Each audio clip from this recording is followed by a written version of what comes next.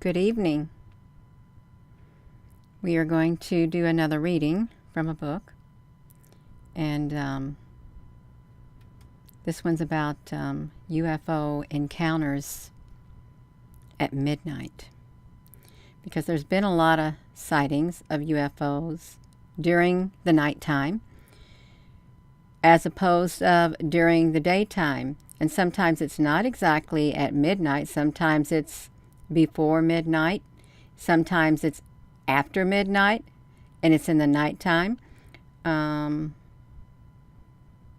can see them better when they're bright at night. At nighttime, you will.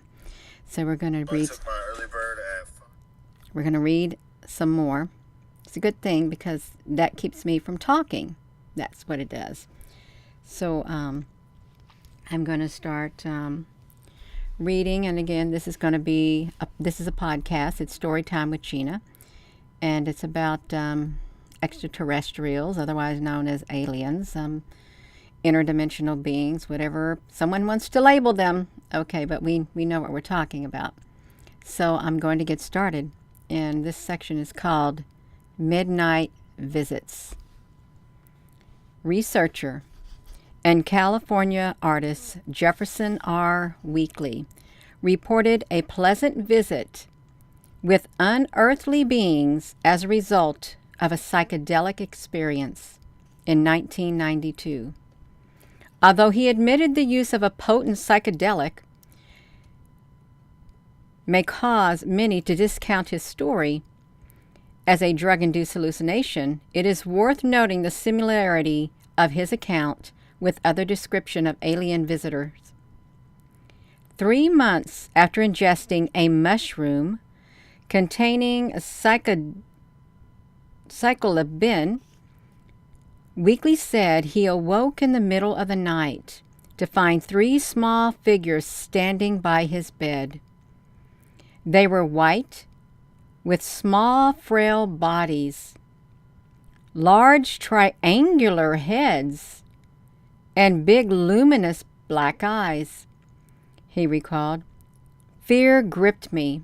I felt hopeless. The figures just stood there staring at me. They were really there. They were emanating a feeling of surprise and curiosity. Then somehow, I knew they hadn't come to me, but I entered their world. I decided to treat this as a lucid dream, and I willed myself to wake up. I could sense a feeling of bewilderment coming from the 3 creatures as they receded from me. I returned to my normal state of awareness, and I looked around, and the room was empty. Hello, Kelly and Primitive Future. Weekly said this and other experiences caused him to take an interest in UFO literature, since the depiction of the popularized grays was very similar to the little beings he saw in his home. The little people were curious and playful things, that they were more elf-like than the alien scientists doing frightening genetic experiments on unwilling subjects. He added, I knew these beings were not from some other planet. They exist in a world that is just next door, and they are waiting with happy expectation for us to come through. While the frightening alien abduction scenarios grab the public's attention, there are many people who are not using drugs who also report benign contact. Charlene Adams is a 47-year-old registered nurse in Dallas, Texas, who is now convinced that she has been the subject of alien visitations all her life. I've been abducted since a young age, she said, and it scared me very much. I knew I would die of fright, but I didn't. It was very strange and unreal, and I couldn't remember much of what happened, so I didn't tell anybody. But all of my adult life, I have had the feeling that aliens, the Greys, have been around me. Adams said late at night, visitation in 1995 awakened abduction memories within her and finally convinced her of the reality of her experiences. One night, There was in my bedroom, there was one of them. I could couch it in terms of a dream, but it wasn't. It was reality. I know because I reached out and I touched him. It was real. I felt familiar, loving. I lost all fear and touched him. He told me they had been waiting for a long time for me to awaken. He said his name was Orion. When I asked him where he was from, he replied he was from Waxahachie, a small community south of Dallas, popular for its Indian name, pronounced Waxahachie. He definitely had a sense of humor. He also said I was part of some 3,000 people on Earth that were part of his network. He said these people were at different levels of consciousness regarding his presence. Some of these people are consciously aware of his involvement, but many others are not. I am now one of the conscious ones. My life is no different now, except the fear is gone. Now I'm a volunteer. Hello, Applebrooks, honey. Hello, everyone. Welcome. With her experience, Adams joined a growing but largely unreported group of people who view the abductions as an ongoing part of alien visitation in connection with the evolution of mankind. They believe they have a role to play in this movement. Regardless of their point of view on the issue, abductee self-help groups have sprung up across the nation, and many mental health professionals have begun taking serious look at the matter. These professionals, along with researchers, have logged a number of common aspects of the abduction experience over the years. A change in the participants' perceptions, such as weakness, drowsiness, lightheadedness, usually at the beginning of an abduction, has been termed the Oz factor by British researcher author Jenny Randles. It suggests that witnesses are plunged into an altered state of consciousness at the onset of the experience, she stated. Many people noted an eerie stillness or total silence. Normal ambient noises from traffic, crickets, birds, or neighbors ceased. Many report that a bright blue or white light permeates their room or car, often accompanied by a buzzing or humming sound. There is usually a sense of apprehension or expectation. In many abduction cases, there is an attendant power failure. Lights, appliances, vehicles, or other equipment cease to function. Many researchers claim that the closeness of UFOs creates electromagnetic interference, knocking out radios, televisions, and other electronic gear. Abductees give various descriptions of their captors. The most common is what has come to be termed the Greys. Diminutive humanoid beings with hairless, overlarge heads, chalky gray skin, usually encased in one-piece coveralls with large dark eyes and small vestigial ears, nose and mouth.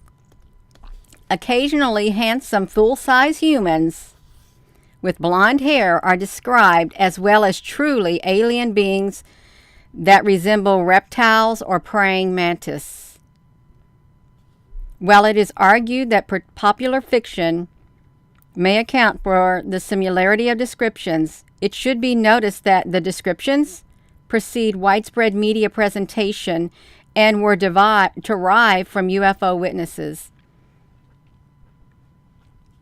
It is a classic case of what came first, the reality or the publicity. Many abductees, such as Betty Hill and Betty Anderson, reported that their abductors had the ability to literally float through solid objects, such as doors and walls. This one factor had created much resistance to abduction stories, since the penetration of solid materials goes against our materialistic worldview. Descriptions of general configuration of the UFOs involved in the abduction cases are remarkably similar, although the craft apparently vary in size. Often the initial UFO joins with a larger one or the mothership, usually a circular craft. These UFOs contain a control room or deck, as well as a small room for medical examinations.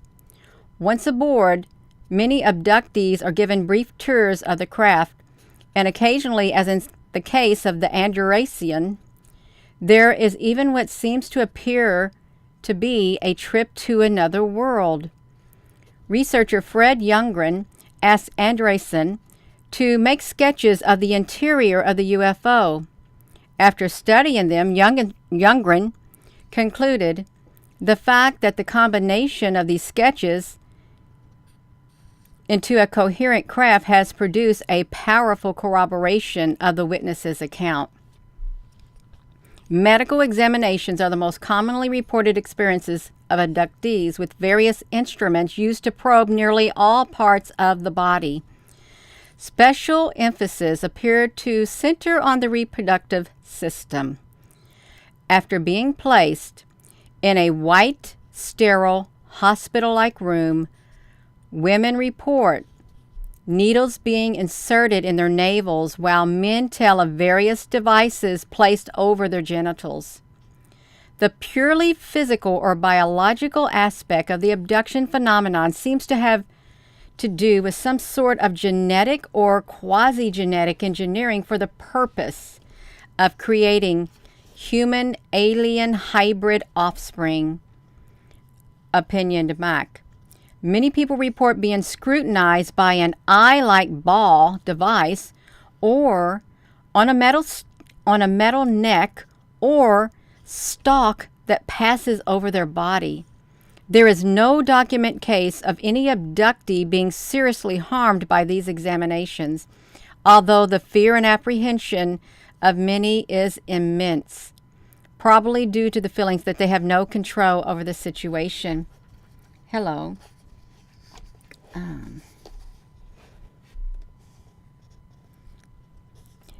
In cases where there appears to have been a long journey involved, several abductees reported being immersed in a thick liquid similar to that described by Anderson.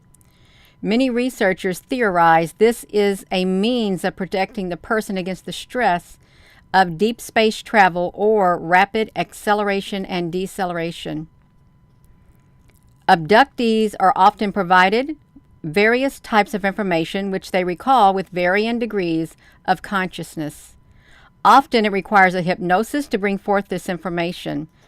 Most often the witnesses are exposed to scenes of nuclear holocaust or environmental degradation, resulting in a lifeless and sterile Earth. Some researchers believe that these scenes are predictions of our future, while others feel these visions are used to generate fear and anxiety in the witnesses as part of the aliens' studies or agenda. That's the name of this book, Alien Agenda. Right there. Boom.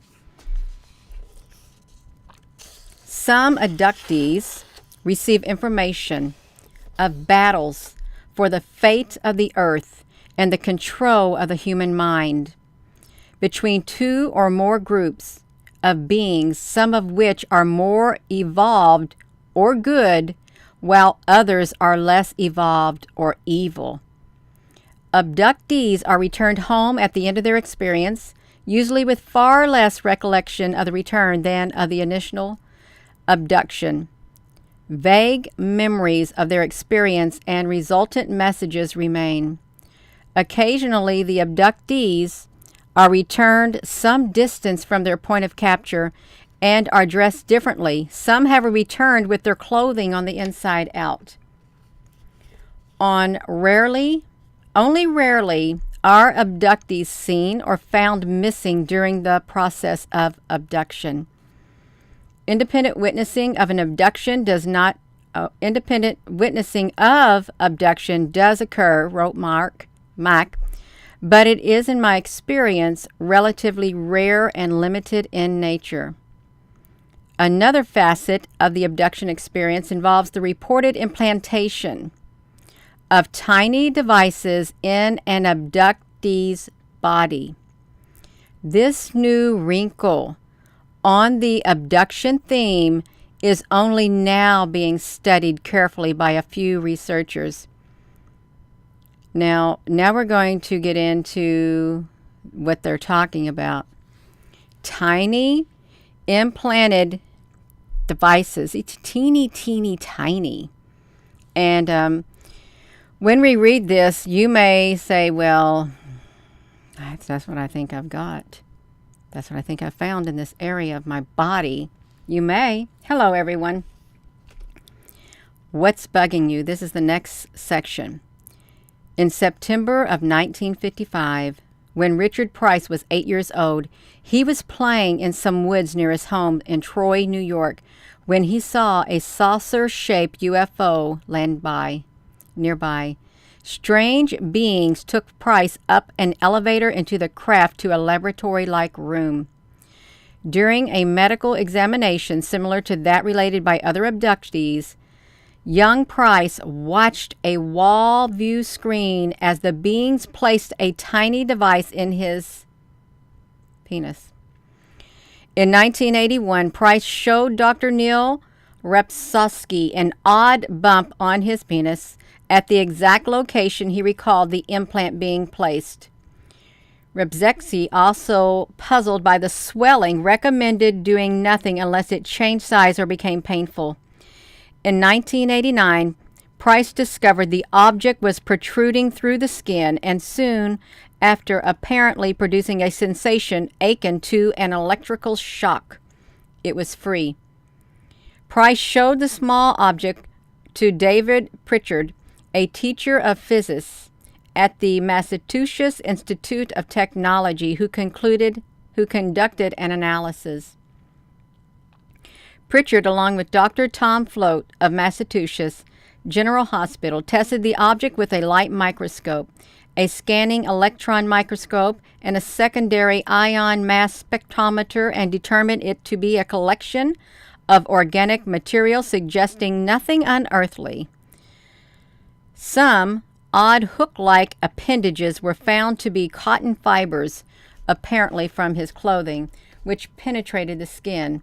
The bulk of the object consisted of carbon, oxygen, and hydrogen, plus substances that looked like collagen, cholesterol, and layers of degenerated cellular matter, consistent with an old trauma on the site of the body. The lack of definitive proof that an alien implant came from Price's body was typical of the problems encountered with this issue, despite the object's sensitive and atypical location.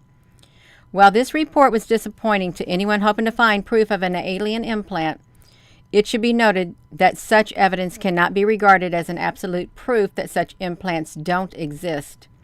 Dr. John Mack noted it would be extremely difficult to make a positive diagnosis of the nature of any unknown substance without having more information about its origins. Mack was given a small wire-like object by one of his clients, who said she took it from her nose following an abduction experience. Analysis showed it was a twisted fiber composed of carbon, silicon, oxygen, and traces of other elements. A nuclear biologist colleague said the specimen was not a naturally occurring biological object, but could be a manufactured fiber of some sort. It seemed difficult to know how to proceed further, he added. Dr. Richard Neal, a medical doctor who had studied the UFO issue since the 1960s, is co-founder of the Southern California UFO Research and Abductee Support Group. In an exhaustive study of abduction cases, Dr. Neal wrote, "The nasal cavity, ears, eyes, and genitalia appear to be the physical areas of greatest interest to the abducting aliens. The umbilical region, the navel, is as well, but in females only. Many abductees described a thin probe with a tiny ball on its end being inserted into the nostril, usually on the right side. They are able to hear a crushing type sound as the bone in this area is apparently being penetrated.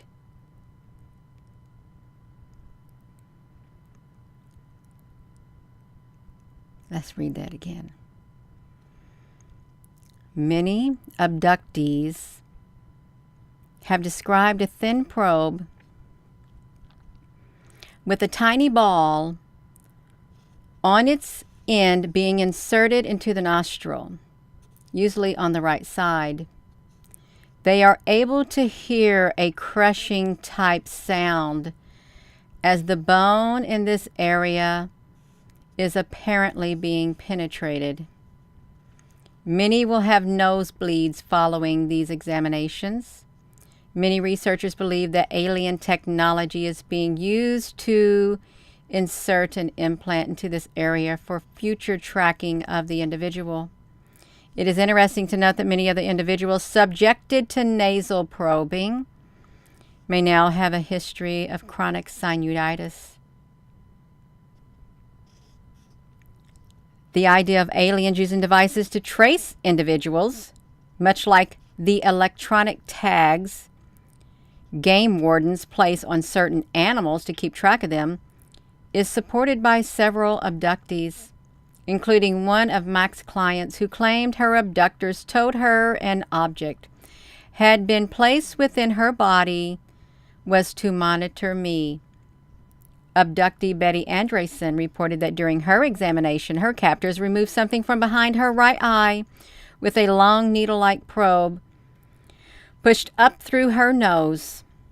Author Raymond Fowler, who chronicled the Andreessen story, was able to link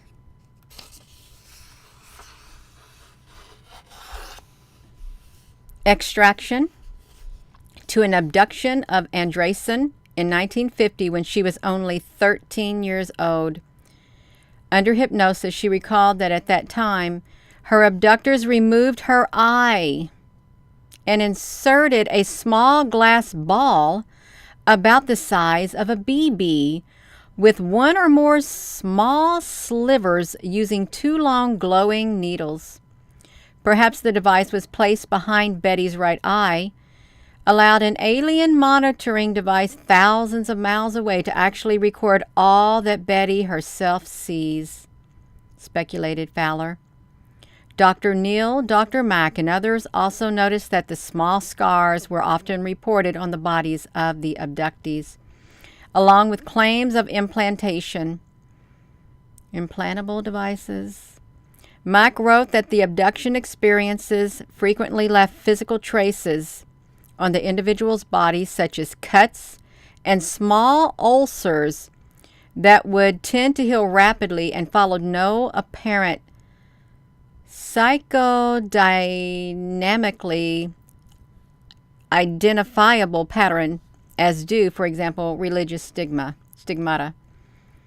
Neal noted scars had been observed on your calf, including just over the tibia or the shin bone, the thigh, the hip, the shoulder, the knee, the spinal column, and on the right sides of the back and forehead. He added that these scars usually include a 1 to 3 inch long, straight hairline cut and or 1/8 to 3/4 inch circular depression as much as a 1/4 inch in depth. Researchers see such scars as marks, while not medically significant, considered by themselves as significant corroboration for the abduction experience. A proven implant would be even more significant, but as if in the case in the whole UFO issue, firm evidence is elusive. Two recent researchers, one a California doctor and the other a Texas hypnotherapist, claim they may be on the verge of a breakthrough in the alien implant issue. In 1995, Dr. Roger K. Lear, an experienced podiatrist in the Ventura, California, assisted a retired surgeon remove 3 objects from a man and a woman, both who have claimed to be abducted. Also present was an attorney, a psychologist, 2 writers, a still photographer, and a video cameraman to document the event. 2 objects were taken from the woman's foot, while the other object was removed from the hand of Pat Perinello. The woman declined to be identified other than Patricia. Perinello, who was not charged for the minor operation, said he had experienced massive headaches prior to the surgery on his hand. The headaches stopped immediately upon the removal of the object, which resembled a 1/4-inch diameter fly. They took something out of me that I did not want in there, he said.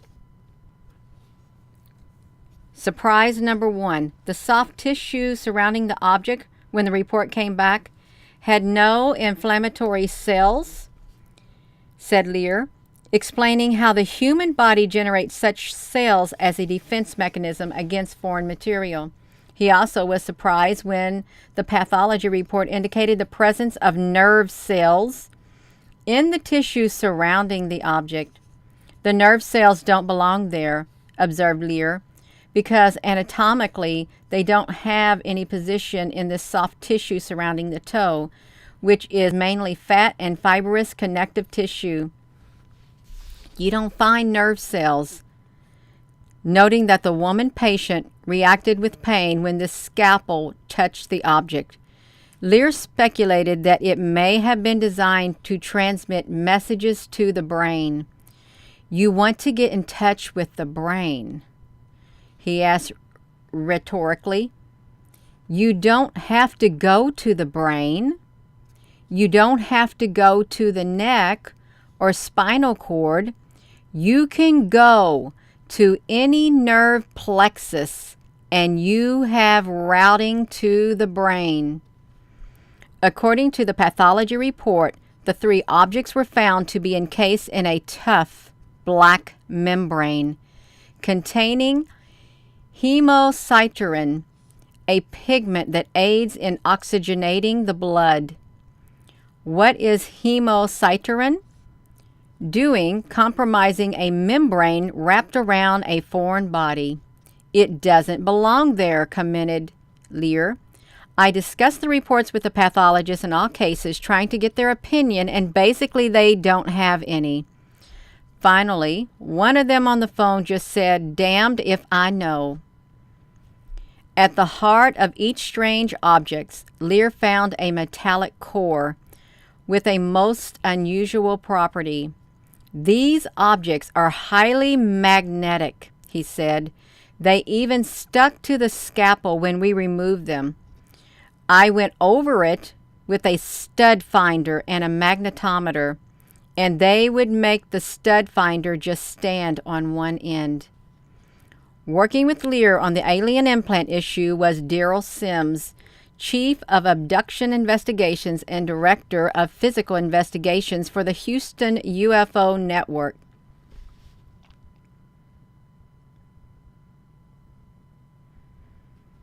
Both Sims and Lear co-founded the nonprofit Foundation for Alien Human Research, dedicated primarily to studying implants.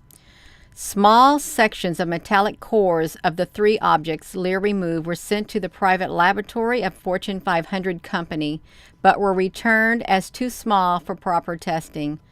More samples were prepared, but the results were not immediately publicized. Sims, who proclaimed, "If the evidence is out there, I'm going to find it," said several of the country's top laboratories, along with 16 top scientists, had agreed to analyze some 30 objects who claimed to have acquired from abductees. However, with exception of Warren Laboratories near Houston and the University of Houston, Sims declined to name any of them. Sims said he pledged to protect the identities of the professionals working with him against corporate or government reprisals. Sims and Lear said they have found keratin, a substance normally found in the surface tissues such as hair and nails, in the objects, which gave off an odd green fluorescence when subjected to ultraviolet light. Sims said he suspects that the implants may concern behavior modification. We have only scant evidence to indicate that might be true, but there again, scant evidence is better than none. Author and abduction investigator Bud Hopkins urged extreme caution in dealing with oddities removed from people's bodies. Many anomalous is not enough for the skeptics, he told a reporter. It must be something we all agree, not something of this earth. There is a sort of an assumption we make that these things will be monitoring or transmitting devices, but they may have different functions than anything we can possibly imagine. And when it comes to non-human or ET technology, we have to assume there will be implant qualities that we can neither measure nor detect. With hard evidence of alien implants still up in the air and nothing but a multitude of accounts of abductions, UFO researchers continue to seek the one case that would capture the public's attention. Several thought that they may have found it in a recent incident still under investigation, which involved multiple witnesses, including government agents and ranking United Nations official. But this case, like the abduction phenomenon in general, is not susceptible to an easily explanation or interpretation. Well, I might as well read this right here because this might go on with that right there. New York Enigma. In April of 1989, Linda Napolitano, publicly identified as Linda Cortile, contacted abduction author Bud Hopkins to say she had experienced abduction since childhood. On November the 30th, she contacted Hopkins to say that she had been abducted early in the morning, but could not recall many details. The 45-year-old New Yorker stated that as she lay awake in her bed at 3:15 a.m., she felt a paralysis come over her body and a gray alien standing by her bed. Resisting the intrusion, she threw a pillow at the creature, but then lapsed into unconsciousness and recalled nothing until she came to in bed sometimes later. Under hypnosis, Linda recalled being escorted by 3 creatures as they floated her through the closed 12-story window of her East Side apartment to a hovering UFO outside. Her husband remained in the bed asleep throughout this activity. She said a beam of blue light drew her and the aliens into the UFO, where she was given a medical examination before being returned to her bed. Her experience and subsequent events was chronicled in 1996 book by Hopkins entitled Witnessed: The True Story of the Brooklyn Bridge UFO Abductions. This would have been only one more typical abduction experience except for the activities that began in 1991 of February, when Hopkins received a letter from 2 men claiming to be policemen identified as Richard and Dan. The pair said they witnessed Linda's abduction from their car parked a few blocks away. They said they were on duty in Manhattan when they saw a woman being floated from an apartment house into a hovering UFO, which then dived into the East River, not far from the Brooklyn Bridge. After the UFO failed to return after more than 45 minutes, the pair became anxious over the fate of the woman. Hopkins informed Linda of the men's letter and alerted her that they might contact her. So this UFO went straight into the East River, not far from Brooklyn Bridge. My feed is stuck in a loop on this YouTube. Just one moment. I'm going to get the comments back up. Okay. Linda indeed was visited by Richard and Dan some weeks later. They appeared greatly relieved to find her alive and well, and on her urging, they agreed to contact Hopkins again. The author soon received further correspondence from the pair as well as a taped message. They explained that they could not go public because they were really security agents who were on the night of the Cortell's abduction. They were transporting an international political figure to a rendezvous with a helicopter. Although Hopkins referred to this person only as a third man in his book, several publications identified him as none other than the former United Nations Secretary General Xavier Perez de Cuellar. The agents said their car had suddenly stopped, and while waiting, all three men witnessed the abduction. This statement led Hopkins to believe that the entire episode had been on display to prove the reality of abduction staged by aliens for the benefit of Cuellar, who reportedly was accompanied by 2 U.S. government officials and 2 other statesmen, plus several security agents. Some of these witnesses recalled seeing the UFO, while others only remembered that their car stalled, according to Richard. Months later, Hopkins said he was contacted by a retired telephone operator who said her car also stopped while crossing the Brooklyn Bridge in the early morning hours of November the 30th of 1989. The woman said she too witnessed the abduction. Drawings made of the event by this woman reportedly closely matched the drawings made by one of the security agents. By the publication of his book on the case, Hopkins claimed to have found a total of 6 separate witnesses to the event. Many ufologists initially thought the Brooklyn Bridge abduction story to be the case of the century, the one account that would prove the reality of the abduction experience. But like so much of the whole UFO issue, it too fell into disarray as investigation continued. Government agents unconnected to the case said early morning rides to helicopters violated normal security protocols, and a spokesman for Cuellar stated that the Secretary General was home in bed at the time of the abduction. Hopkins would not reveal the identity of the telephone operator. Debunkers decried the lack of additional witnesses, pointing out that several people working on a loading dock of New York Post located across the street of Linda's apartment saw nothing. Hopkins blunted this attack by noting that in addition to the scarcity of workers at the time of the morning, the dock's door faced away from Linda's building.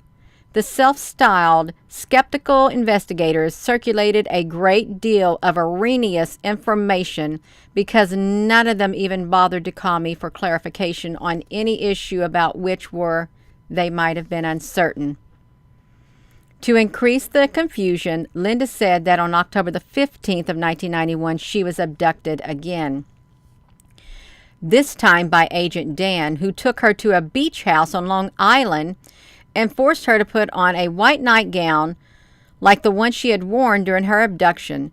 She said the agent, Richard, arrived at the house and sedated Dan, and Linda said she later received a letter from Dan written from a mental institution containing an implied threat that he planned to kidnap her, a threat he attempted to carry out, according to Richard. Hopkins' investigation revealed the abduction case as one that involved not only repeated abductions of both Linda and her children, but also involved the alien abduction of Richard, Dan, and the man they were assigned to protect. He also described hypnosis sessions that indicated that there was some part of interconnection between all of the principals in the case. Hopkins published an X-ray of Linda's head showing a small implant in her nose, which later strangely disappeared after all 4 family members awoke one morning with similar nosebleeds. While debunkers undoubtedly will continue to dismiss this case, the details Hopkins provided are persuasive. As for me, he concluded, it was easier to believe that the unanimity of eyewitnesses' testimony and the existence of many kinds of supporting physical evidence attested to the reality of the event, rather than to believe the existence of a vastly complex plot, conceived and orchestrated by a middle-aged housewife of modest means, a mother of 2 young boys who would forever be dependent upon and hostage to a small army of accomplices. Linda herself added a strong challenge to the debunkers when she asked Hopkins, "If I was only having hallucinations that night in 1989, why not ask the psychiatrist how so many people could have seen my hallucination?" This abduction event was so drastically, it alters our knowledge of the alien incursion in our world, that it is easily the most important in recorded history. No previous case had such a profound effect on so many lives, and none has ever been observed by so many independent witnesses. Hopkins said also that this case indicated that the UFO crew attempted to affect global politics by their selective abduction in full view of a world leader. He added, it seems obvious that the UFO occupants, whoever they or whatever they were, are deeply and intimately involved in the lives of certain human beings. Apparently, they can manipulate the behavior of these people, at least temporarily, with the near absolute precision. Everything I have learned in 20 years of research into the UFO abduction phenomenon leads me to conclude that the alien's central purpose is not to teach us about taking better care of our environment. Instead, all of the evidence points to their being here to carry out a complex breeding experiment in which they seem to be working to create a hybrid species, a mix of human and alien characteristics. Although the case is still ongoing and considered by many a strong argument for the abduction experience, it has further split the UFO research community as to its validity. So this came from the book Alien Abduction, Alien Agenda right here. And it's about implants.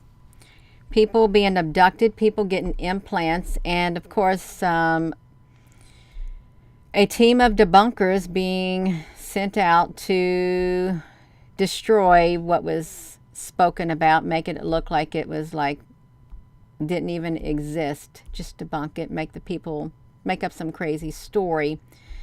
I found it interesting that they went up the nose, penetrated it, and they heard a crack. I really do find that quite interesting. The right side of the nose. So it's wild. It is, and how the implants leave scars. You heard about the different locations where the scars have been found on them. Yeah, cows and pigs and stuff like that. Man's fate is like that of the animals, is what it says in, is it the Proverbs or Ecclesiastes? Something like that. 3 little pigs. Yeah. So, this may not have been exciting as the other one, but it just spoke of the abductions themselves and floating through the walls, going up in a UFO with a blue beam of light. And I'm sure some of you all have Somebody's been abducted since they were 5. Here's what I heard. When I first started off doing this, I mainly was on the Facebook when I first started off. And I would have people contact me in messages. And this one said that he was, since 5 years old, he was supposed to be trained to be a commander of a ship that would evacuate the people on Earth. And he was now like in his 50s. And his ship could hold how many? Around 500 people or 5,000 people on his ship. And he was one of many. A lot of people do report being, you know, age 5 is the age where you start having contact with these extraterrestrial beings. Project Camelot stories. Candy, honey, I try to do this at 8:30 at night. 8:30 every single night. I'm going to try to. I really am. That's what I said earlier in a video today. So I've been on here around that time for the past few nights at 8:30 because they don't send out the notifications a lot of the times, and that's why nobody knows. But if you watch this video, you look for me around 8:30 every night, and I'll read something. To the best of my ability, I will. Oh, you're so very welcome. His wife was abducted with him once, you all. So this is not some make-believe stuff. There are extraterrestrial beings. There's other life forms, and there are praying mantis-looking life forms. I spoke with one guy who was taken by like a insectoid, and he felt like she was like one of the queens of this species, and they protected him, but he got in their craft and they went down into the ocean. And then at one time they went up to a ship in the sky, and he was taken aboard. Now this is not going to sound good at all. I'm just going to tell you right now. His described, he went aboard this one ship, and there were human feces. It's all over the place. It's gross, like a holding cell for humans on one of these ships. That's what he said. And she took him to this room, and there were baby-like. She was showing him how they had used some of his sperm to create this species, and those were his species. They were like insect-like, with this queen-like woman. She was very high up there. But he said he saw the inside of one of these ships, and it was like that. And yeah, I don't even like to think about it. I don't. Other people, you know, they have seen the beings and contacted them, you know, spoke telepathically by their bedside, and they weren't afraid or anything. And some have seen other beings who would change their face. They had no face, but they were like men-like beings. They could turn their head around and there was something else on the other side of their head. And some people report being on a ship. I know when I first started off doing this in 2018, every single night for around 2 weeks, I found myself on board a ship. Great big bay windows, 2 massive windows up there in space or something. And I was shown stuff all night long, taking pictures of the same thing all night long. It stayed that way for around 2 weeks. And that's when I was taking pictures of ships. I call them light ships.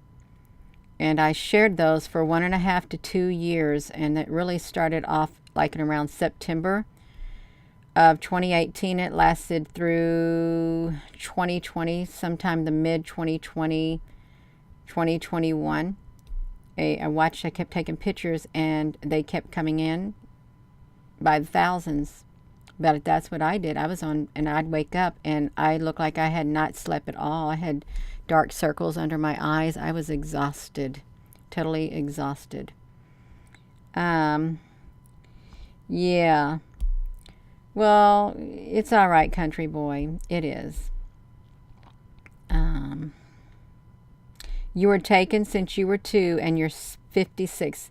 You all, if you have been abducted, if you have been in contact with otherworldly beings, could you put it on here what age you were? Because people need to know that this is not make-believe. This is just a little bitty sample of people who have reported their experiences. Other people, they don't report them because they don't want somebody to call them crazy.